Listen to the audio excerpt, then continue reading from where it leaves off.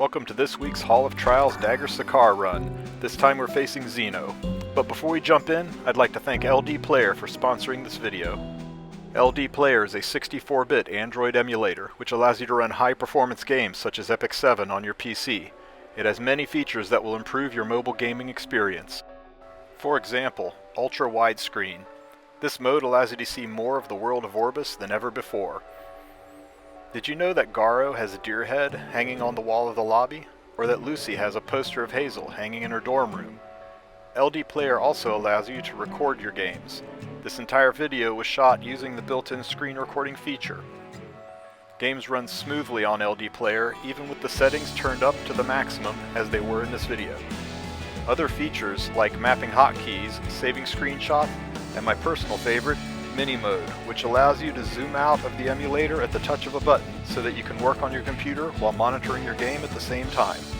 Check the description for a link to LDPlayer and show your support by giving it a try. So this team is a very easy team to get SSS+, but I'm not gonna lie, this is not the easiest week to get a Dagger Sicar score. Here's how I did it. First, we need a thief damage dealer. Originally I went with Sid, who did do more damage, but Violet's self-cleanse and healing are just too good to pass up. Lifesteal would of course be easier, but I'm going for big numbers here, so Rage Pen set it is. I ran him on Dust Devil hoping for dual attack procs. As long as you proc it at least twice, then you should outdamage Cruel Mischief easily. I prefer Conqueror Lilius over Fire Lilius here. Fire Lilius can work, but Zeno's a water unit, and if you miss, it triggers Skill Null, which makes it harder to burst him down during Phase 2. For Lilius, you just want to stack as much speed on her as possible, and give her some tankiness too, so that she can survive. Border Coin is a massive boost to her speed. I don't recommend Warhorn, as Zeno applies Restrict, making it relatively worthless. You don't need to be 300 speed for this fight. 260, 270 should be sufficient. So right out of the gate, Zeno uses his ultimate. This ignores effective resistance, it ignores evasion, it just sticks. So you're going to have to find a way to deal with the debuffs. Restrict and buff block are debilitative, so you need to cycle them off. I use Lilius's S2 here to increase her Border Coin skill, and also to help cycle off the debuffs. Violet can use Perception to get rid of his debuffs, as long as Zeno doesn't silence him right there. That S1 has a 50% chance to silence, and that's just a big RNG pain in the butt. I went ahead and decided not to use Perception and to stall for one round. That way I could have Perception for longer during the break phase for additional damage. Using this S2 here gets my Border Coin up to ×2. That means when I use her S3 inside of the break phase, I will have maximum Border Coin speed. In an ideal situation, you would like to have Violet do his attack and then enter the break phase. That way you can have maximum number of dual attacks while he's still on his skill. So here I activate Perception, which cleanses all of the debuffs, and use my S1 simply to enter the break phase. You want to save his S3 to use inside of the break phase as its damage is massive. So now Lilius applies her S3. This puts attack down on Zeno for my 75% damage bonus. And now it's just a series of dual attacks and hoping that Dust Devil procs. Anytime now. I mean, it's 30% chance, right? It's supposed to proc once every 3 attacks. Anyway, hopefully your Dust Devil isn't broken like mine.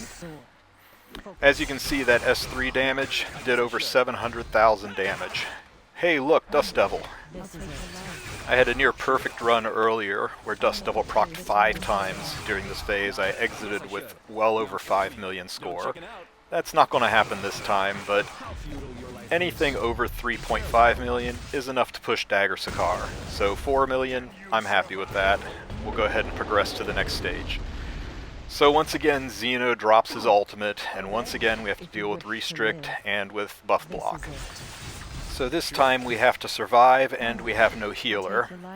The only sustain we have is Lilius's S2, which is a nice fat shield, but it doesn't apply when buff block is on, and also the ads strip it.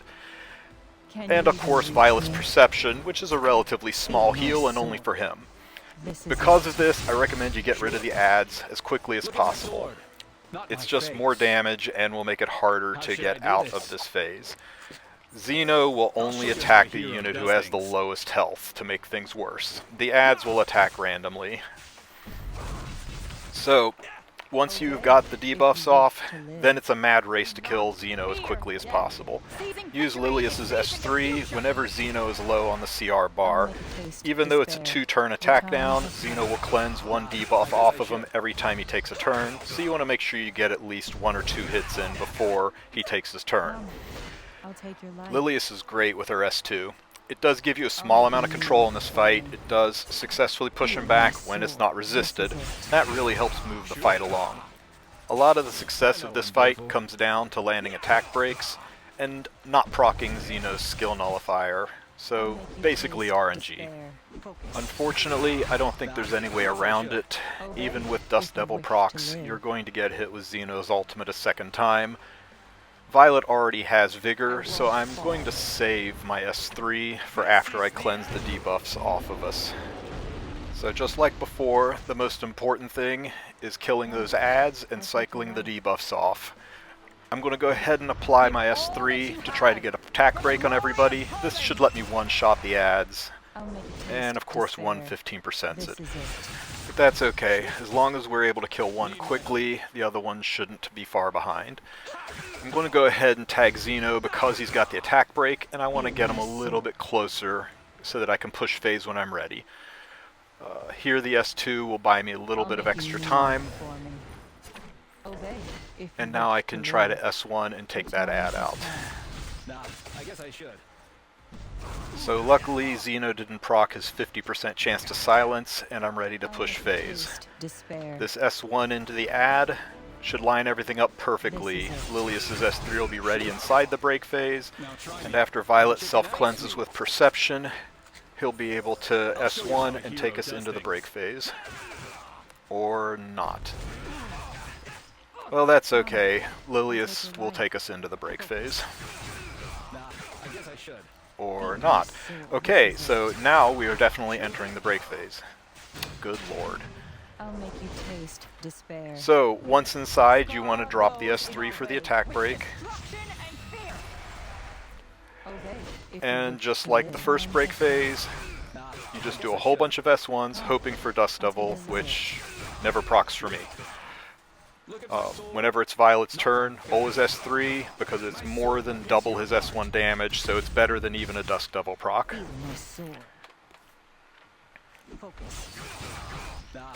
So even with my oh my gosh, we got a Dust Devil proc, how about that?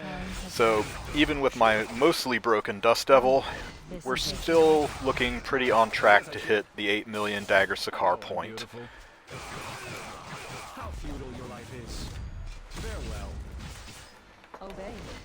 And one more hit and we're in. Hey, we got a bonus Dust Devil after we hit the Dagger Sicar threshold.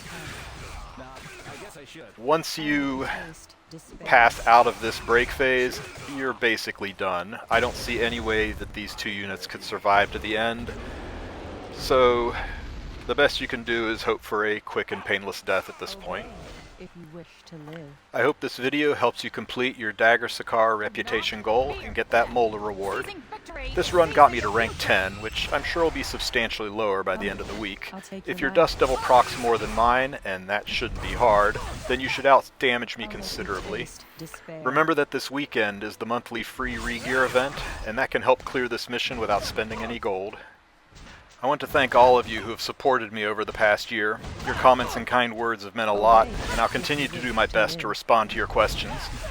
Once again, I would also like to thank LDPlayer for graciously sponsoring me. Remember to check the description for a link to download this amazing emulator, which also supports the channel. Oh yeah, like and subscribe.